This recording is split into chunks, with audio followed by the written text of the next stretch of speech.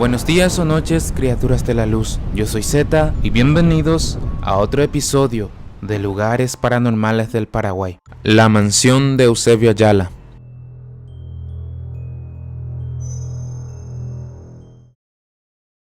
En estos últimos años de la historia de Paraguay, este lugar ha sido uno de los que mayor cantidad de noticias paranormales ha generado. Ubicada a las afueras de la ciudad de Eusebio Ayala, es uno de los distritos del departamento de Cordillera. Se encuentra aproximadamente a 72 kilómetros de la ciudad de Asunción. Fue fundada por el gobernador Carlos Morphy en el año 1770, con el nombre de Barrero Grande. La misteriosa mansión antigua, donde aseguran que los fenómenos paranormales sí existen, más en las noches de lluvia. Cuentan que este hermoso edificio iba a ser un hotel o un motel, que no se llegó a terminar, pero también hay historias oscuras, como que en la época del general Alfredo Stroessner, donde reinaba la dictadura, en este lugar se llevaban a las personas para torturar y desvivirlas. Otras de las versiones de terror es que en este lugar vivían unos monaguillos y uno de ellos finalizó voluntariamente con su vida en el segundo piso, y por las noches se lo ve por la ventana como llamando a la gente. Así como estas, hay otras versiones de que en el sitio se sienten golpes, se escuchan ruidos y se ven apariciones. Es por eso que lo llaman la casa fantasma o la mansión de terror. Independientemente de las historias, su singular aspecto llama la atención de todos los que pasan enfrente, ya que algunos quedan maravillados por el contraste del ambiente tétrico y la bella edificación de la casa. Y se puede decir que si entras, la vista desde el interior de día es hermosa, ya que se ve como que la vegetación se abre paso fusionándose con la mansión. Suponemos que la edificación es bastante antigua. Muchos de los que ingresaron en su interior ya no quieren volver. Dicen que el lugar es de terror, que pocas visitas deciden repetir la experiencia. Lo único que les puedo decir es que no vayan de noche, y menos con tormenta. Yo tuve una experiencia, sé lo que vi. Bueno, lo que vimos, contó Diego Maqueda. Estaba con mis padres y una sobrina. Entramos ahí para refugiarnos de una tormenta que nos había agarrado en la ruta. Un momento después de entrar, ya empezamos a sentirnos mal y escuchamos gritos y crujidos. Nos asustamos mucho y huimos del lugar. Lo que llamó poderosamente la atención de Maqueda es que la propiedad no está en venta, no se derrumbó, no se terminó, no está expropiada y nadie conoce a los dueños. ¿Qué será lo que pasó con esta mansión en el pasado? Que nadie volvió a habitarla o intentar restaurarla. Con lo que me pasó, me puse a averiguar y escuché varias versiones que envuelven a esta casa.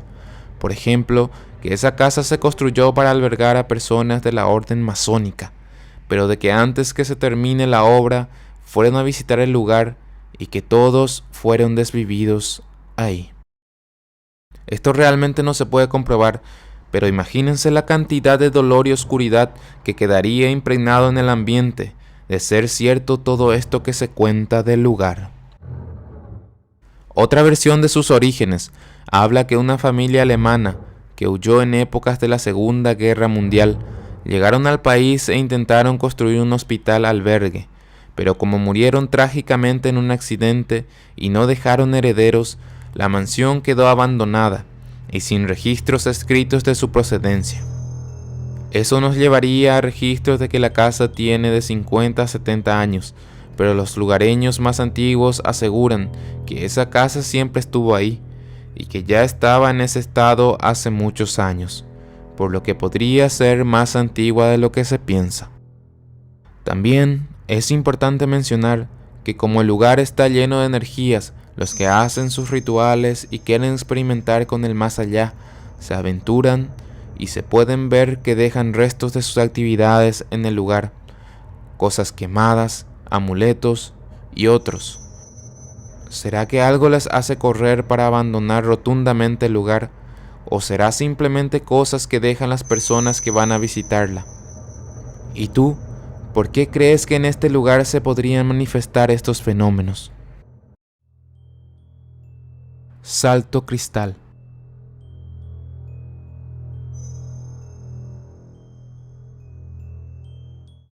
Este primer lugar, del cual les voy a comentar, es uno que he visitado varias veces. Es una zona con mucha naturaleza, llena de agua, árboles y piedras, cascadas aisladas en una selva, a las que solo se puede acceder por senderos irregulares. Es un lugar realmente hermoso, en mi opinión, uno de los más bellos del país, y es muy agradable visitarlo. Cercana a la ciudad de Asunción se encuentra a unos 150 kilómetros entre los distritos de Embuyapeu, Borja y Bicuy. Se accede por las ciudades de Borja o La Colmena. El Salto posee unos 45 metros de caída de aguas cristalinas que culminan en una piscina natural. Pero como el canal no es de turismo, hoy les quiero relatar la historia de Melissa, que contó esto para un canal de televisión paraguayo. Hola, soy Melissa Natalia. Tengo 29 años y tengo una historia para contar. Una experiencia paranormal que pasó en uno de los puntos turísticos más concurridos del país, el Salto Cristal.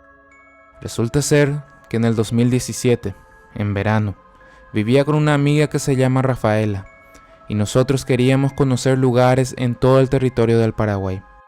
Nos gusta mucho acampar y así conocer los lugares que tiene el Paraguay en cuanto a naturaleza. Empezamos a recorrer solas en muchas oportunidades. Recorrimos varios lugares súper lindos y en una de esas decidimos ir a Salto Cristal. No nos gusta estar en un lugar donde había muchas personas, entonces nosotros buscamos un día en el que no vaya tanta gente. Nosotros fuimos a Salto Cristal un domingo, cuando todos ya se estaban retirando, razón por la cual ya bien nos indicaron desde la entrada a la gente que cuidaba el lugar que no nos podíamos tirar sin salvavidas. Se comentaba que mucha gente perdió la vida en ese lugar, razón por la cual creo personalmente que de noche deben manifestarse muchas cosas, ya que sabemos que en lugares donde sucede algo así, casi siempre suelen quedar vestigios. El imponente Salto Cristal también tiene su pasado oscuro. El lugar tiene antecedentes de personas que fallecieron ahogadas allí. Empezamos a caminar, ya comenzaba a caer la noche. La gente se empezaba a ir y nosotros nos comenzamos a acomodar en nuestro pequeño campamento. Pasó un rato, nosotros estábamos dentro de nuestro campamento y empezamos a comer algo. Ahí llegó un perrito, entonces le invitamos la comida y ese perro se quedó con nosotros hasta que de repente era como que escuchamos un sonido. Venía de atrás de nosotros y era como un crujir de las hojas secas y las ramas. No estábamos sugestionadas ni nada por el estilo, pero en ese momento nos quedamos en alerta. Después volvimos a escuchar ese sonido con las hojas secas y en ese momento ya nos quedó claro de que algo raro estaba pasando en el lugar. Como para que el ambiente se volviera más terrorífico, el perro empezó a ladrar. Empezó a ladrar a la nada. Se puso como en posición de ataque. La cola estaba súper tiesa. El perro empezaba a ladrar y ladrar. Y nosotros nos quedamos quietas. Empezamos a tener miedo.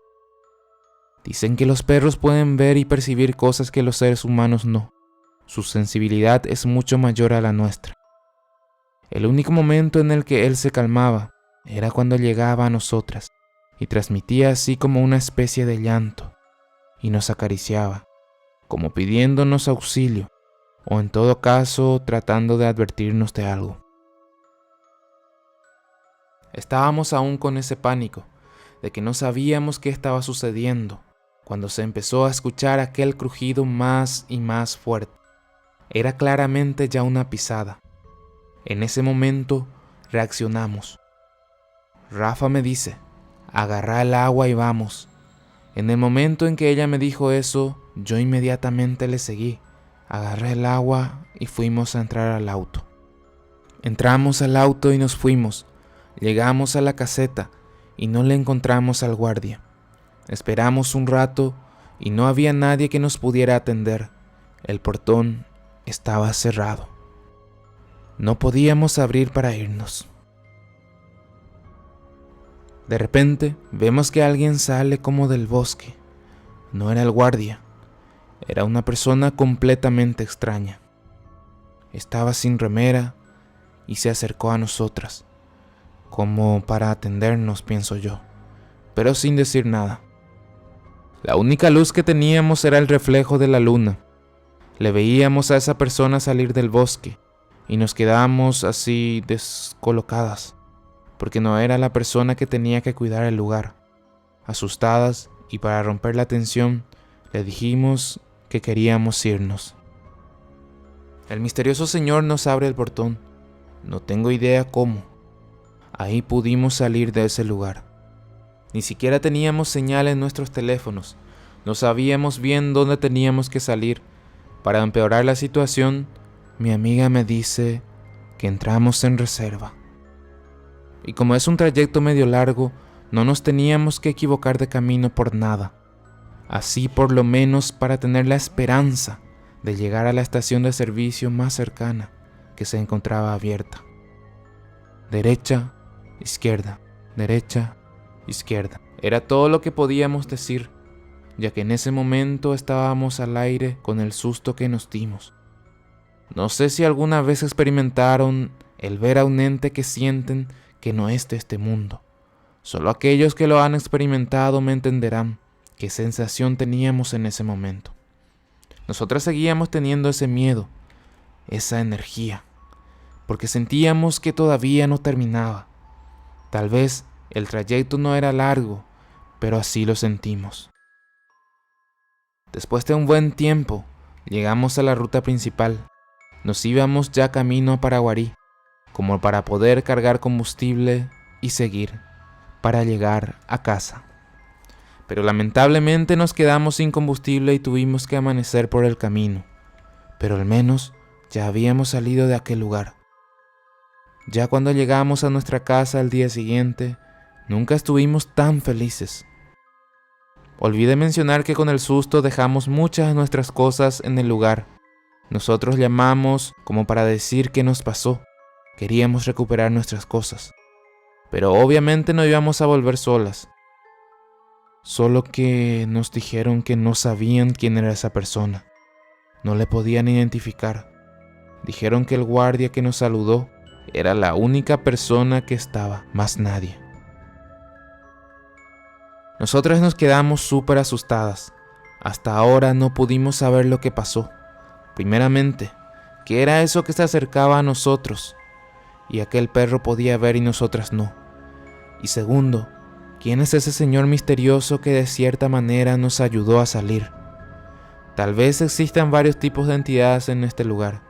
Espero que puedan comentarme si saben de algo más. Parque en Ayolas.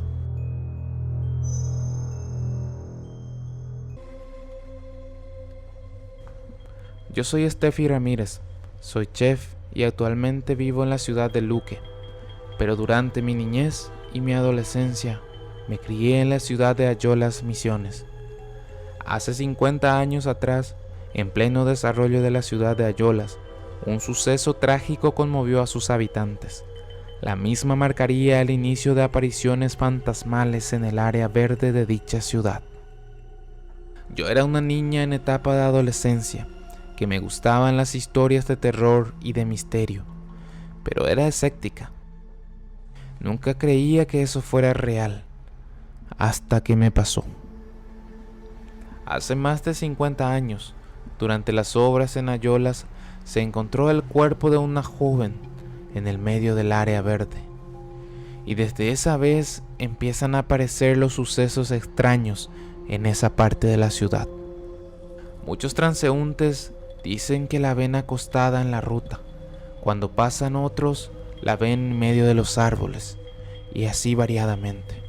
Por ejemplo, a mi vecino y amigo de mis padres le apareció la chica. Él salía de su guardia laboral a las 5 de la mañana. Estaba amaneciendo y sí o sí tenía que pasar por la zona para llegar a su casa. Cuando pasó por esa zona con su motocicleta, él siente que alguien lo abraza. Él mira y ve que es una mujer. Del susto acelera y llega frente a su casa. Y dice que tira su motocicleta en la calle. Y es que en esta parte hay que tratar de enfatizar. Imagínate ir, está oscuro y de repente sientes un peso atrás. Sabes muy bien que no puede subirse nadie a esa velocidad.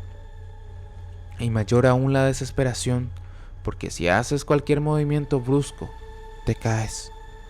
Pero sientes algo atrás de ti y con impotencia tienes que ir lo más rápido que puedas. Como les dije, llegó y ni siquiera metió la moto a su casa. Inmediatamente llama y pide auxilio a su señora. Su señora sale y él entre llanto y susto le cuenta lo que le pasó. Entonces la señora entra a su casa y como toda paraguaya siempre tiene agua bendita en su casa y sale con eso y le derrama a su marido por el rostro. Ahí se abrazan y se calma el señor. Dice que casi traga su lengua del susto. Desde esa vez empezaron a correr muchos relatos de que sigue apareciendo esta joven. El siguiente relato lo experimenté en carne propia. Cuando sucedió tenía 14 años. Pasé una de las experiencias más aterradoras que marcaron mi vida y la de mis hermanas menores. Un día mi mamá decidió ocuparnos para retirar una pintura de su tesis y la casa del pintor estaba pasando la zona del área verde, donde siempre aparecía este ente. Con mis hermanas decidimos ir. Entre broma y chiste, les digo que voy a llamarle a esa persona para ver si aparece realmente, si realmente existe. Y ellas me dicen que no lo haga. Llegamos a la casa del pintor y yo retiré la pintura. Tenía un MP3 con auriculares, es decir, con música en mis oídos. Y estábamos volviendo, cuando llegamos a mitad del área verde, que es totalmente desolado. El clima estaba un poco lluvioso. El ambiente daba para tentar estos entes. Supuestamente pensé yo. Le dije a mi hermana, ahora le voy a llamar. Y empecé. Aparece pues. La llamé por su nombre. Aparece pues. Y grité que si existe que se aparezca. Grité en medio de la nada. Y no escuchamos nada de respuesta. Luego de unos segundos, seguimos caminando y a lo lejos escuchamos un grito. Gritó alguien, una mujer. Después de unos segundos vuelve a gritar por segunda vez y ya más cerca. Y ahí entre mi hermana y yo nos miramos y nos asustamos mucho. Y luego por tercera vez grita detrás mismo de nosotras. Ahí es donde mis hermanas corrían del susto. Y a mí algo me dijo que no corriera y que nos miraba desde atrás. Yo me calmé y seguí caminando con la pintura en mi mano hasta llegar a mi casa. Cuando llegué a mi casa pensé que se había acabado, pero no podía dormir. Aquella mujer se me aparecía en sueños, noche tras noche. Después de muchos días, seguía soñando con ella. Soñaba que estaba enfrente de mi casa y tenía muchas pesadillas al respecto. Para superar esa etapa, me confesé con un sacerdote, le conté lo que hice y él me confesó y me dijo que haga una oración.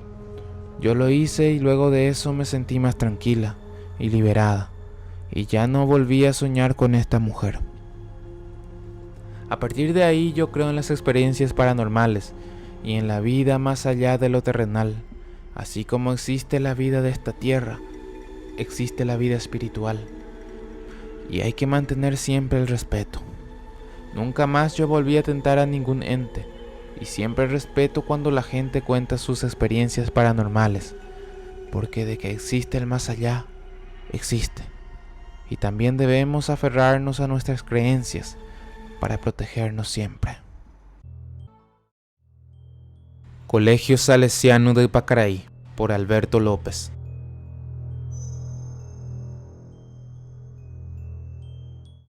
Hace muchos años atrás, cuando tenía 9 a 12 años aproximadamente, entraba en el colegio salesiano Don Bosco de Pacaraí. En fin, yo estaba en la pista de arriba, en donde hay una cancha de básquet. Tenía mi pelota y estaba jugando normal, como todo un mitaí que era. Y de repente, escucho que alguien toca una canción. No sabría decirte cómo era la tonada, pero me llamaba mucho la atención, porque sonaba bien. Entonces dejé de hacer lo que estaba haciendo y empecé a buscar de dónde provenía esa tonada, con guitarra y canto, que tanto me llamaba la atención. Y como el colegio es tan grande, empecé a buscar y buscar. Me percaté que yo estaba solo arriba, y mis padres también estaban en el colegio, pero en una cocina donde se hacen milanesas, que queda en otra parte. Cuando por fin encontré la melodía, era donde iba a ser una biblioteca. Conste que cuando eso no estaba habilitada aún, y estaba con candado desde afuera. Y resulta ser que mi mamá en ese momento me estaba llamando, me estaba buscando, y yo jamás la escuché. Hasta que cuando llegué al lugar que les comenté, intenté mirar adentro de donde se escuchaba más fuerte la música. En eso, mi mamá me encontró, y es como si saliera del trance. Me regañó porque me separé de ellos, y empecé a vagar solo por el colegio. Ellos estaban preocupados, porque ellos sabían leyendas que se contaban de este colegio, el colegio Don Bosco. Tiene muchísimas historias, aparte de la mía, que viví ese día. Antes se decía que era un hospital de sangre, cosa que no sé bien, pero la gente que está ahí de noche escucha risas, voces, silbidos y muchas cosas.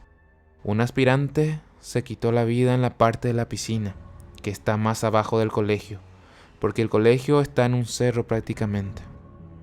Después, un padre se dice que murió por causas naturales en el Mangal, pero no sé si fue eso realmente.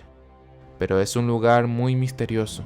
Entre otras cosas, tiene una cancha denominada la Cancha de las Cruces, que una vez dice que cavaron y encontraron cruces de cementerio debajo.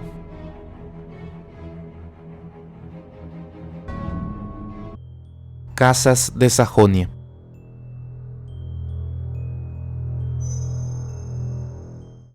En un video anterior habíamos hablado sobre el famoso Parque Carlos Antonio López, que tiene una larga historia de fenómenos paranormales. En esta ocasión queremos hablar de las casas fantasmales, que siguen dando miedo a muchos de los que se acercan a ellas. Y es que quien transite por uno de los barrios con más potencial de Asunción puede darse cuenta de la cantidad de suntuosas residencias que datan de fines de 1800 y principios de 1900, cuando la zona albergaba a muchas de las familias más pudientes. Hoy, esas casas son protagonistas del miedo por su estado de decadencia y los ruidos paranormales que se pueden escuchar en las noches. Actualmente están en poder de delincuentes y personas que consumen sustancias. Por ejemplo, se habla de una vieja fábrica llena de fantasmas en las cercanías de la iglesia de Virgen del Rosario de Sajonia. Se puede observar dos altas torres que son chimeneas, y todo esto construido con la técnica de mampostería, es decir, un sistema tradicional de construcción que consiste en erigir muros y paramentos mediante la colocación manual de los elementos o los materiales que lo componen. Todo esto le da un ambiente sumamente mágico al lugar, como si cosas antiguas se escondieran dentro de sus paredes. Este lugar se trata de una vieja cristalería, clausurada debido a un gran incendio en 1984. Ángela Benítez Stegen, encargada del predio, comenta que la antigua fábrica corresponde al Ministerio de Hacienda y que hoy en día está llena de fantasmas. Sus hijos han visto en varias ocasiones a un hombre totalmente desfigurado, con rostro de muerto o de zombi, sentado en uno de los rincones. Otra de las casas embrujadas que podemos mencionar en este barrio es una que durante décadas susurros y mitos han circulado en torno a esta imponente mansión ubicada en la avenida Carlos Antonio López. La casa cuyo misterio comenzó a tomar notoriedad en redes sociales hace unos años, ha sido hogar de la familia Cattaneo durante casi 7 décadas. La casa se construyó en 1939 y fue adquirida por Luis Cattaneo, que era un empresario naviero, cuya elección de la ubicación se debía a la gran altura del predio, que permite observar los movimientos de sus barcos desde ahí. Desde que tengo uso de razón, esta casa que está en Sajonia nunca se vendió. Lo que no saben algunos es que tiene muchos misterios adentro. Decía hace unos años el usuario Marco Ortiz, adjuntando la foto de la propiedad conocida por muchas personas que normalmente transitan por la avenida. Rápidamente la publicación generó cientos de comentarios de algunas personas que decían conocer la historia de la casa y de otras que pedían el relato del misterio que la misma guardaba. Es así que la publicación llegó hasta los propietarios de la casa. La familia Cattaneo, uno de sus integrantes, Manuel Cattaneo, decidió dar a conocer en la red social la verdad sobre la propiedad y despejar las dudas y comentarios que se hacían referente a la misma. La familia salió a decir que es verdad que existe un sótano. Varias de las personas que hablaban de la historia de la casa hacían mención hacia la existencia de un sótano con celdas. La familia salió a decir que es verdad que existe un sótano, pero no así las celdas. Dicho lugar era utilizado por la familia como una especie de bodega al inicio, pero luego fue transformada en habitación. Tiene 2 sótanos en realidad, que están comunicados entre sí. No son celdas. Antes en las casas antiguas se usaban los sótanos como depósitos de mercaderías. Fue también la habitación de varios miembros de la familia, expresó don Manuel. Dijo además que a la gente siempre le impresionó la altura y la oscuridad. Contó que de hecho no se atrevían a pasar frente a la casa por la impresión que generaba desde afuera. Quizás esto era alimentado por las historias de terror que se contaban en la televisión en ese entonces, o sobre el parque mismo que decían tenía conexión con este lugar, ya que los espectros desaparecían entre sus paredes. A pesar de todas estas explicaciones de la familia, los rumores se siguieron expandiendo, gracias a la televisión y los relatos de las personas sobre esta misteriosa casa. Pero imagínate, entrar a esta casa de noche, recorrer los sótanos, las oscuras habitaciones de esta edificación abandonada hace años. Si llegaste hasta esta parte y te gustaron las historias, me ayudaría muchísimo si entra en tus posibilidades una donación. Abajo del video tienes una opción que dice gracias, en donde puedes dejarnos tu aporte voluntario y por supuesto recibir un saludo muy especial. Arroyo Porá, Sapucay.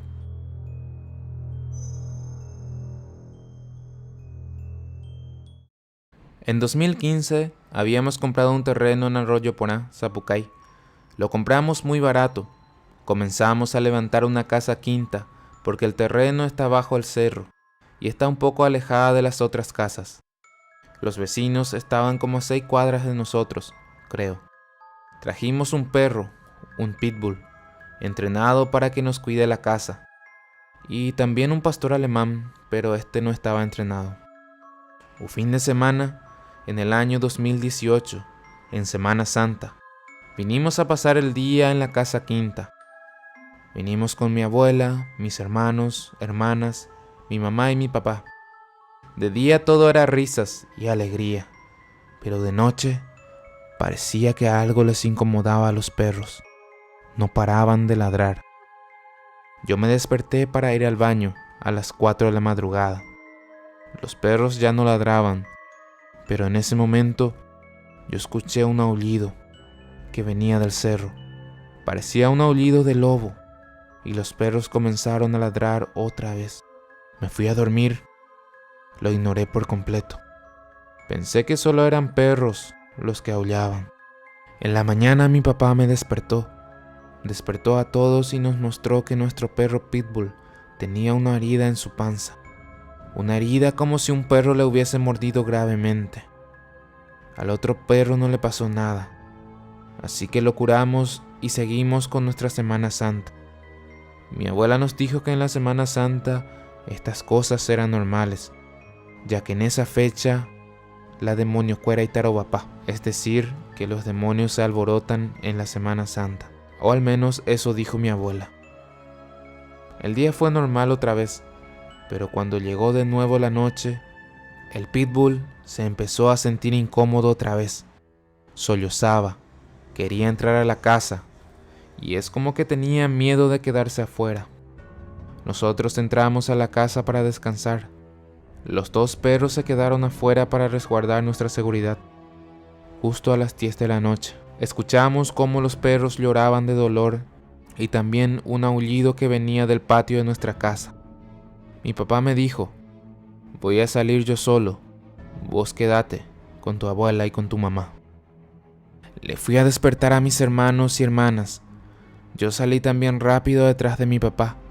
Corrí para alcanzarlo. Mientras escuchaba los lamentos de los perros, mi papá me hizo una seña para que parara de correr y me mostró lo que me dejó en shock. Nuestros dos perros estaban peleándose con un enorme perro. Nuestros dos perros estaban peleándose con un enorme cuadrúpedo. Aquí, lo siguiente que les voy a relatar es un poco fuerte, por sobre todo para personas sensibles con los animales. No seré gráfico, solo lo necesario para contar la historia. Eso que vimos era lo que se conoce como el Luisón, la mítica criatura, la más aterradora de los 7 mitos, en carne y hueso, o al menos eso parecía. Entre el susto que nos provocó, mi papá disparó a esa bestia, que en ese momento se percató de nuestra presencia y vino directo hacia él. Se lanzó encima de mi papá, pero no le hizo nada. Solo le olía y respiraba encima de él. Yo no me podía mover. El pitbull, todo herido y sangrando, vino y se lanzó encima de esa bestia, mordiéndola. Mi papá y yo corrimos a la casa mientras los dos perros seguían peleando con esa cosa. Entramos a la casa, le contamos a todos y se asustaron. Nosotros ya no pudimos dormir esa noche. Ya era imposible. Miramos por la ventana y vimos cómo el Luisón saltaba en nuestra muralla, regresando al cerro. Nosotros salimos afuera, temerosos para ver a los perros. Estaban muy heridos, pero afortunadamente los dos perros sobrevivieron. Gracias a Dios, les estoy muy agradecido a esos dos héroes. El susto y el horror que vivimos ese día nunca lo superamos. Era una especie de hombre lobo como el de Harry Potter. No sé si lo han visto alguna vez. Desde entonces nunca más nos quedamos de noche en esa casa.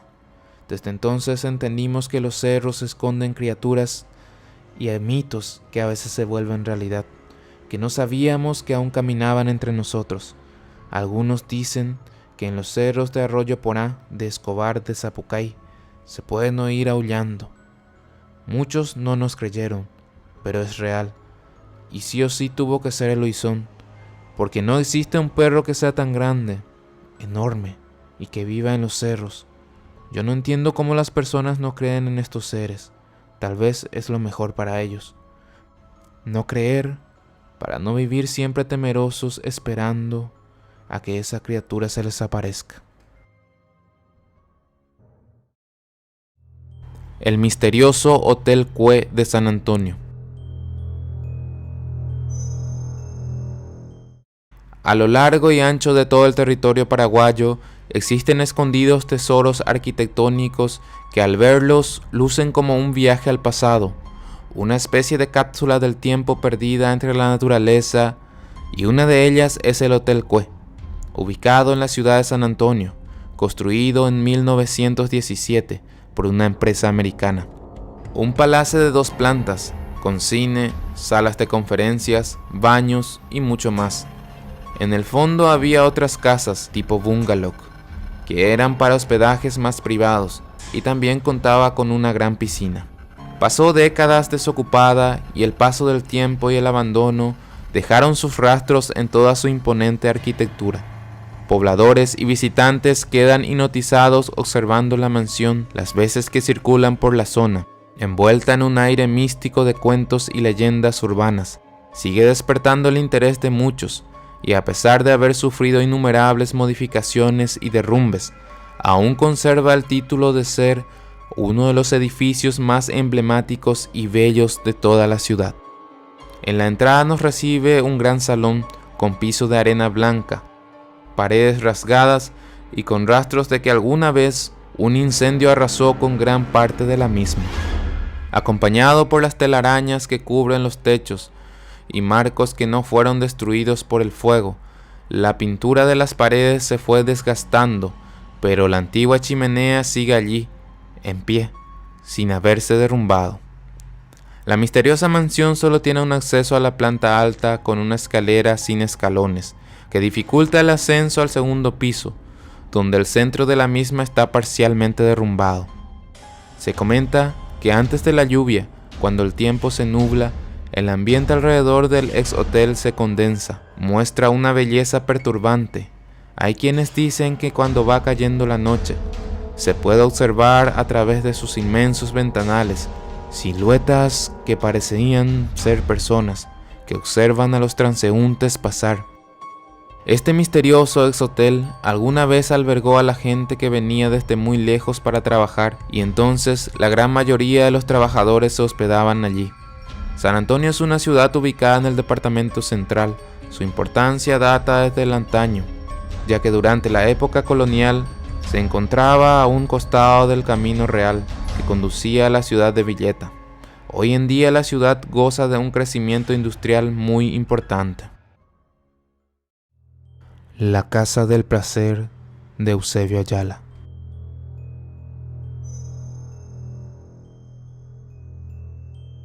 Este relato es anónimo por razones que entenderán perfectamente. También debo decir que me cuesta muchísimo el contarles esta historia. Incluso ahora que la estoy escribiendo, no sé si realmente la llegaré a publicar, pero si lo hago, omitiré el máximo de detalles posibles y solo daré algunos que sean absolutamente necesarios para la historia. Debo decir que en esta historia lo paranormal, que sí sucede, y mucho, no es lo que realmente me da miedo, sino la realidad, la crueldad, la maldad humana en sí, que con tal de alcanzar sus objetivos es capaz de hacer cualquier cosa, o simplemente para obtener un placer. Comenzando con la historia, esta casa, que es un burdel, está ubicada en Eusebio Ayala, y es un lugar donde trabaja la persona que está relatando esto, o al menos trabajaba, porque casi 20 años habitó en el lugar obligadamente, hasta que tuvo la oportunidad de escapar. Esta persona empezó a trabajar de limpiadora. La familia de los dueños estaba conformada por la señora, el señor y un hijo, que eran los que manejaban este negocio.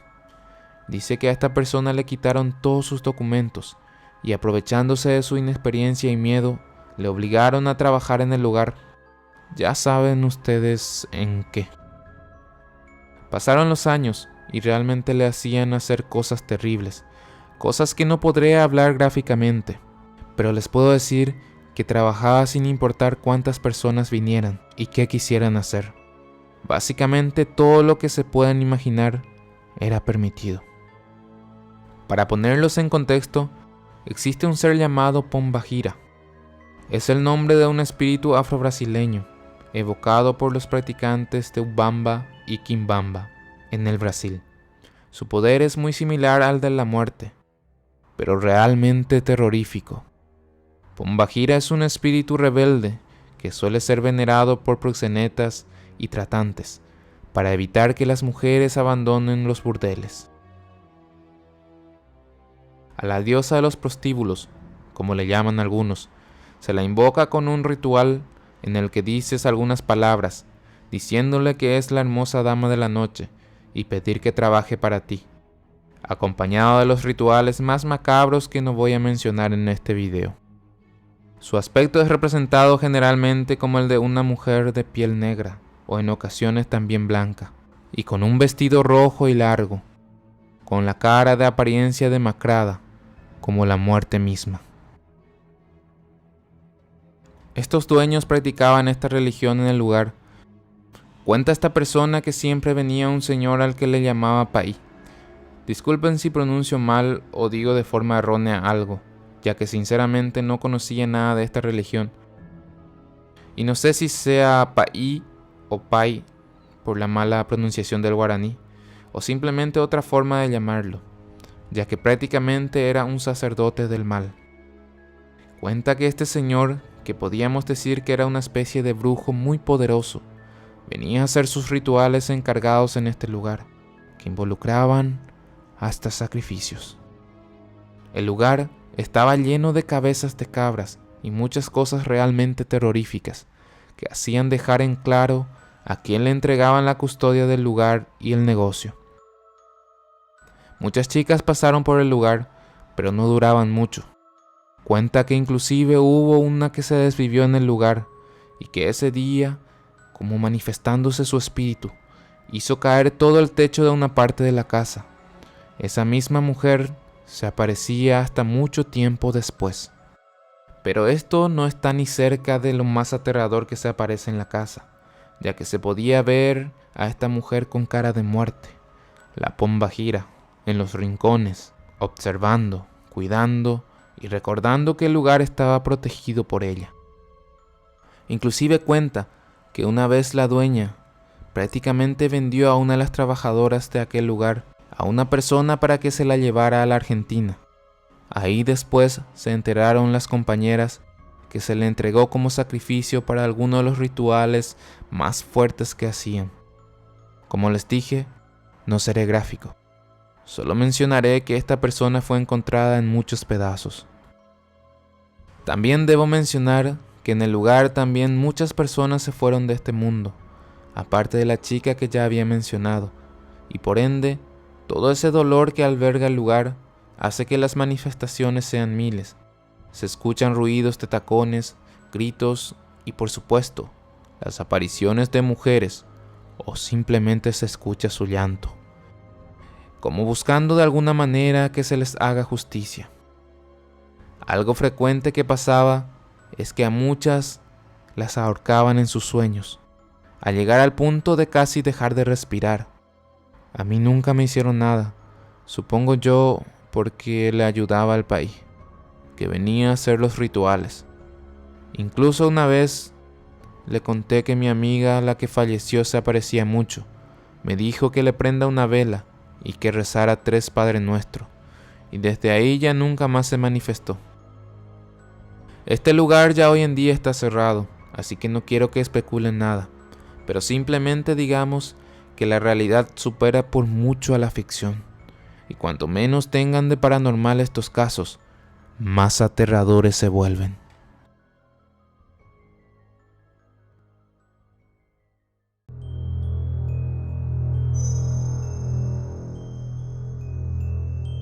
El Cerro Yaguarón ha sido siempre un lugar que he admirado y respetado por su misticismo, un lugar donde he tenido experiencias individuales en una época en que no sabía nada de sus leyendas, pero que hoy, después de recibir tantas historias respecto a él, me han hecho comprobar que este no es un lugar cualquiera, es un lugar donde la lógica muchas veces no se aplica, un lugar en el que te puedes perder en el espacio-tiempo.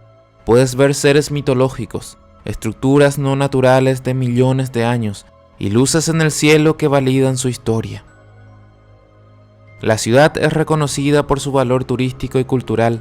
Está ubicada a 48 kilómetros de la ciudad de Asunción, sobre la ruta internacional número 1, Mariscal Francisco Solano López. Su nombre proviene de una antigua leyenda que dice que un perro grande, yaguarú en guaraní, que sería un perro gigante, el ancestral protector de la ciudad. Esto también relacionado con el fin de los 7 mitos, y entre ellos el terrible Teyuyaguá. Esta ciudad de Yaguarón sin dudas tiene la mayor cantidad de mitos y anécdotas paranormales.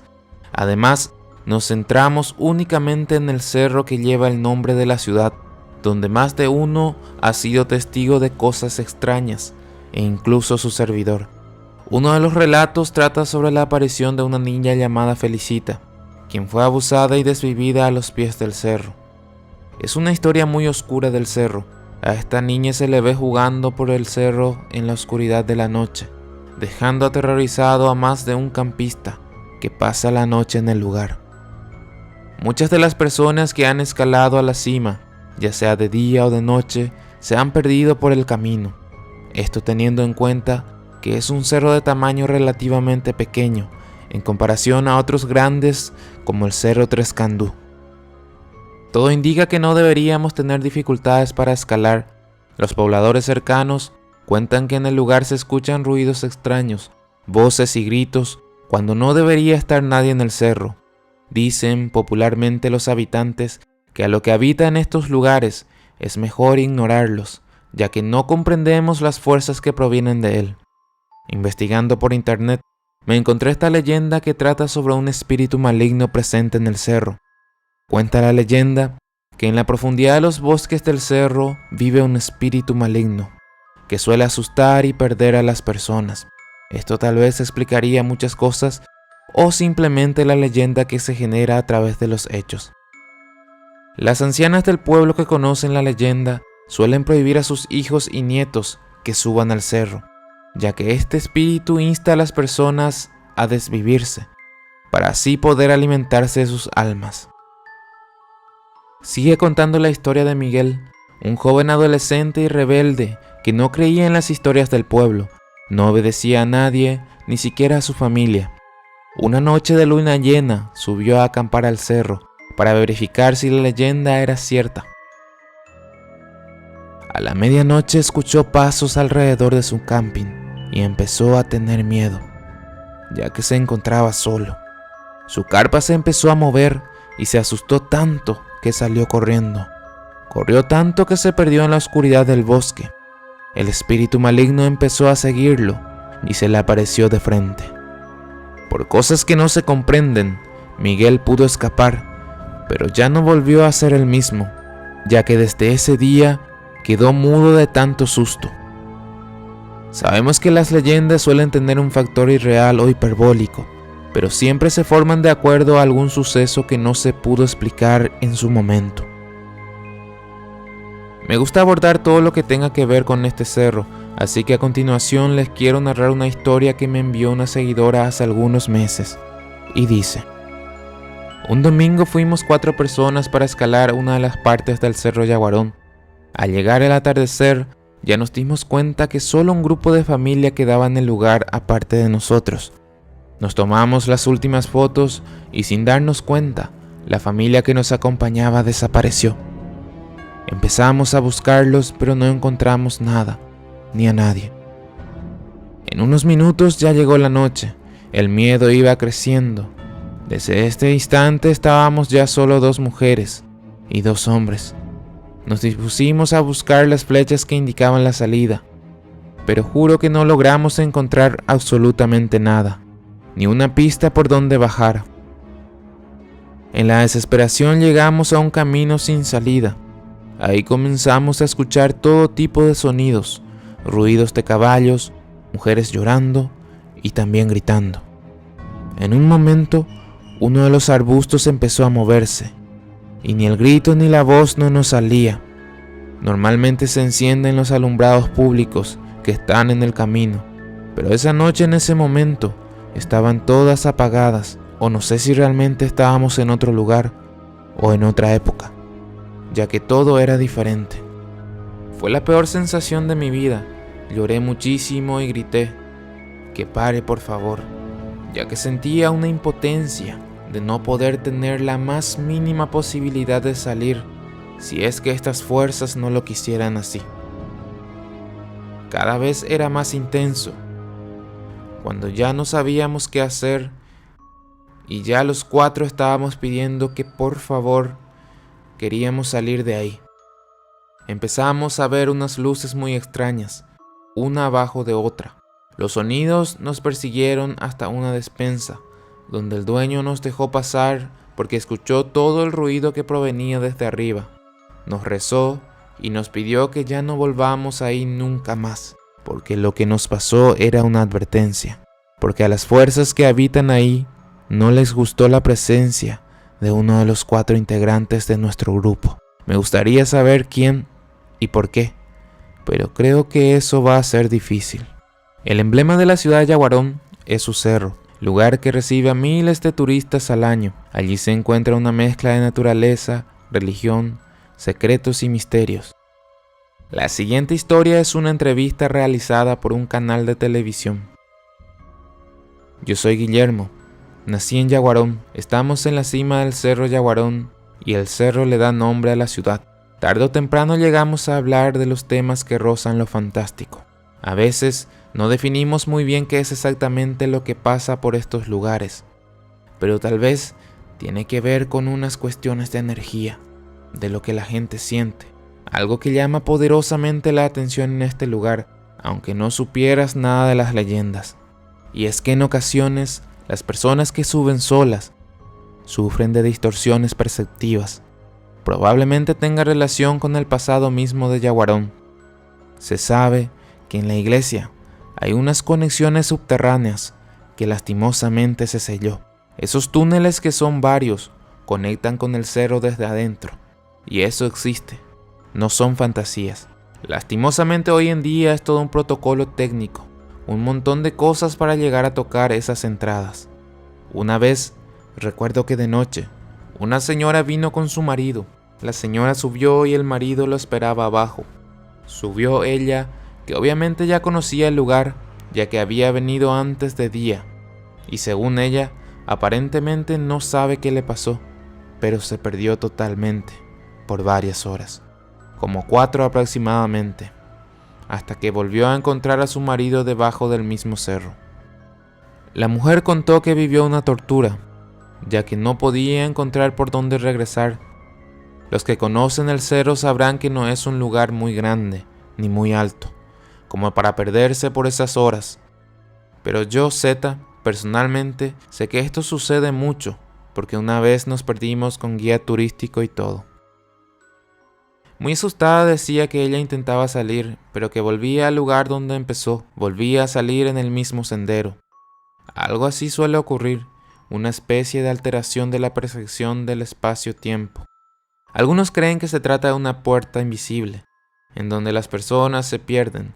Por ejemplo, sienten que pasan media hora, pero en realidad pasó mediodía, o viceversa. Lo curioso es que no es un cerro tan grande como otros del país. Hablamos de más o menos 8 hectáreas, y de esas 8 hectáreas, digamos que la mitad hay pequeños bosques en donde tampoco son muy tupidos ni muy altos los árboles. Podríamos estar hablando de un portal interdimensional a otros planos, generando en el visitante un estado de confusión total. No sé si habrá alguna experiencia que hable de salir a otro lugar o a otro cerro. Eso no llegué a escuchar. Guillermo, guía turístico del lugar, también recuerda que una brasilera le advirtió de las energías. Ella aseguraba que estuvo viviendo en la Amazonia y que tenía mucho contacto con los nativos, y me decía que siempre que se acercaba en esa zona de la huella, ella sentía ese peso de la energía. Aquí les dejo un poco de historia.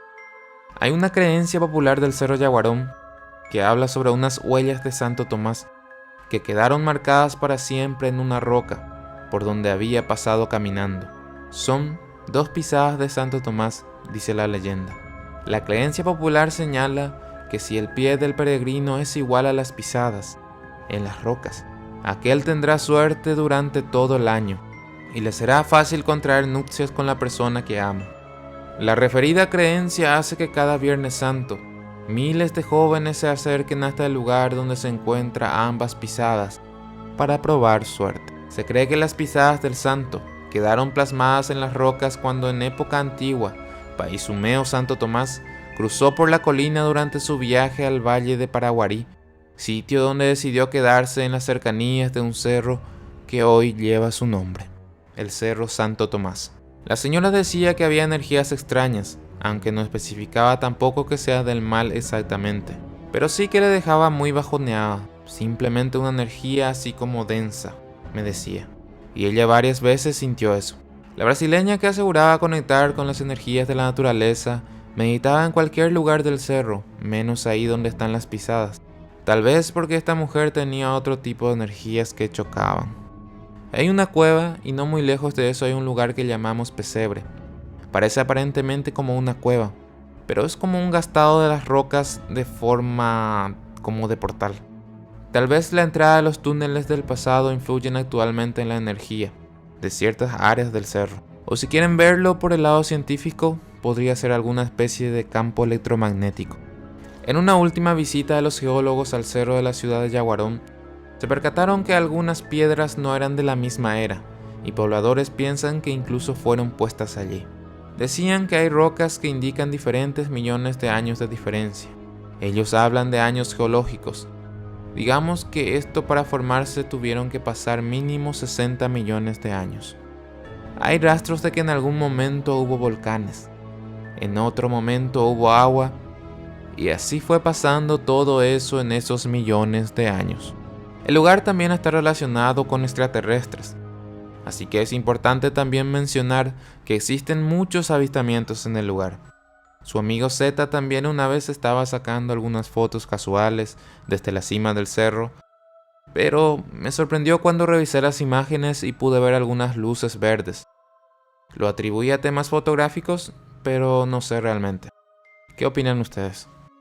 En una ocasión, una pareja que acostumbraba a meditar en las piedras comentó que vio algo a la noche, y también me habían dicho eso, que llegaban a ver unas luces raras y unos movimientos en el cielo. También llegó un médico naturalista de Argentina que contó a Guillermo el guía que cree que esas rocas no son propias del cerro y se podría tratar de una experiencia o intervención extraterrestre. El médico me mostró algunas rocas, esas que son gigantescas. Son bloques y si uno mira bien, se puede percatar de algo. No están unidas a la base. Hay una diferencia de las otras rocas. Estas no están pegadas al resto. Son varias piedras en distintos lugares del cerro. Y si han visto el cerro con vista de dron, se darán cuenta que hay algunas formaciones que parecen rostros. Tampoco voy a decir que sea evidente la intervención de una inteligencia extraterrestre, pero tampoco se puede descartar totalmente lo que dijo el argentino, que menciona que en su país también hay un lugar que se llama Capilla del Monte, en donde existen formaciones similares y se reportan avistamientos tan frecuentes que incluso el letrero de entrada tiene la imagen de un alien como haciendo alusión a eso. En Paraguay el fenómeno ovni generalmente es muy poco reportado, tal vez porque no está en nuestra cultura, pero de igual manera en este lugar sí existen algunos reportes de pobladores y visitantes. Algunos pobladores de Yaguarón ya llegaron a ver luces sobre el cerro, y aunque Guillermo, el guía, es escéptico, siempre escucha a todos los que se acercan a contarle alguna historia referente a esto. Hubo casos de vecinos también que reportaron luces intermitentes en el lugar. Evidentemente, si era un avión lo iban a distinguir. Podría ser un satélite, pero tenemos entendido que no se pueden mover a esa velocidad en el cielo, prácticamente llegando al punto de la teletransportación. También encuentran que estos ovnis hacen unos movimientos bruscos, acelerados y sin mucho sentido. Entonces ahí empiezan a llamar la atención de la gente. Estos testimonios llegan de diferentes fuentes con las mismas características. Parque Carlos Antonio López.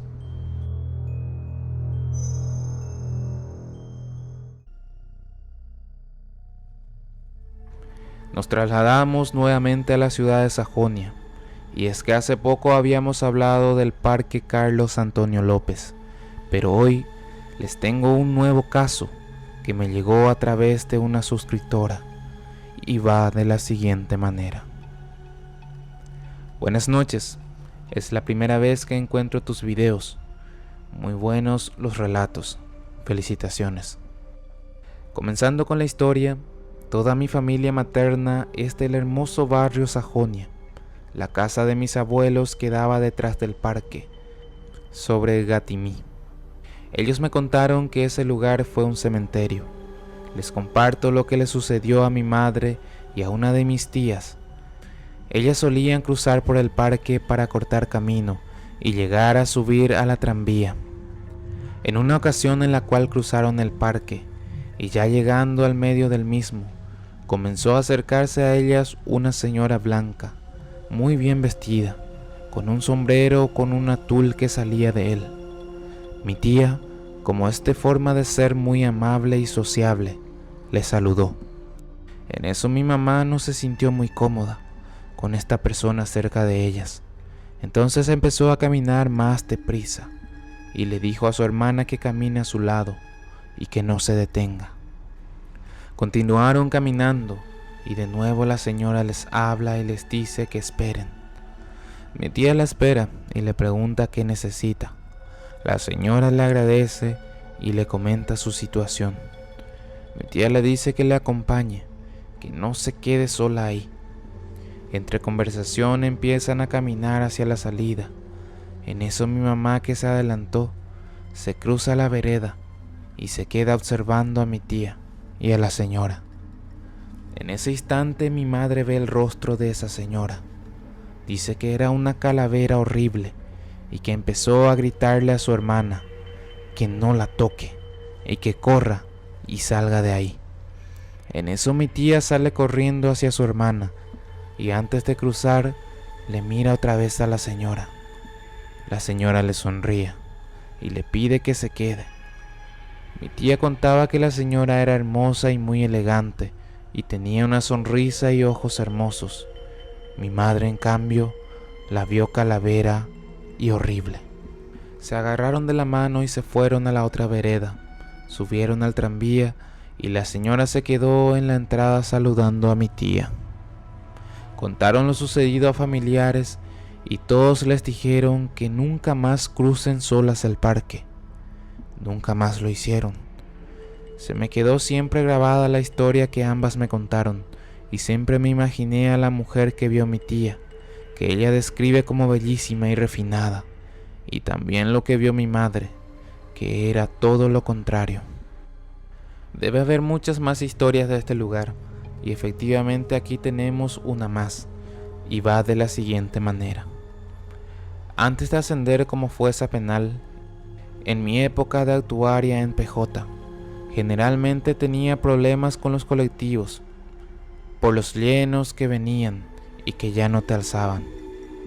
Entonces solía tomar cualquier colectivo que me dejara sobre la avenida Colón, y de ahí, para cortar camino, para no llegar tarde, pasaba por el parque. Eso ocurrió innumerables veces. Luego, ya por orden de mi nutricionista, tenía que bajar siempre en Colón y venir caminando si quería perder peso. Es así como me convertí en asidua transeúnte del parque, y nunca tuve problemas, pese a oír los relatos de varias personas que iban a hacer sus caminatas o de otros funcionarios que, como yo, para cortar trayecto pasaban por el parque. Pero la cuestión tomó otro cariz, cuando un día, ya con el cambio de horario y como aún no amanecía del todo, cuando pasaba por el parque, al llegar cerca de la mitad, lloviznaba. No había personas por el lugar. Iba caminando con mi paraguas, despacio, para evitar resbalar o entrar en algún charco de agua. Y como tronaba y relampagueaba bastante, y yo tengo un miedo inmenso a los rayos, iba concentrada de no acercarme mucho a los árboles. En eso oigo que una voz de mujer me llamaba, pero yo no reconocía esa voz y no le di importancia, pensando que era mi imaginación. Volví a oírla más cerca, y lo más extraño es que esta vez me llamaba claramente por mi nombre, como un susurro. Pero olvidé decirles que siempre iba con el auricular puesto desde que subí al bus, por eso que cuando oí la primera llamada pensé que eran cosas mías, ya que más que nunca ese día en concreto, desde que ingresé al parque, sentía como que alguien me seguía, sentía que alguien me miraba, y por eso que no le presté atención a la primera y seguí caminando, pero precavidamente, sin dejar de andar. Miraba de soslayo sin ver un alma cerca mío. Ya cuando estaba saliendo del parque, oigo otra vez que me llaman. Esta vez sí escuché demasiado bien mi nombre, y allí fue: ¿para qué te quiero piernas? Y salí como alma que lleva el diablo. Basta decir que fue la última vez que acortaba mi camino por el parque. La chica de Licuá.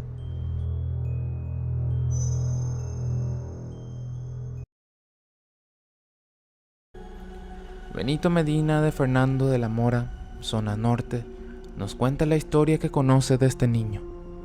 El fantasma de Licuá, aquella mujer que aparece a todos los de la zona, es una historia de una joven chica que se había ahogado en este lugar hace mucho tiempo.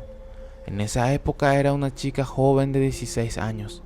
Precisamente acá, pasó en la laguna que tenemos aquí. Después de varios años, aún anda deambulando su alma en el lugar. Ahora es parte del predio del Hospital de Clínicas. Un pedazo del antiguo aún permanece allí.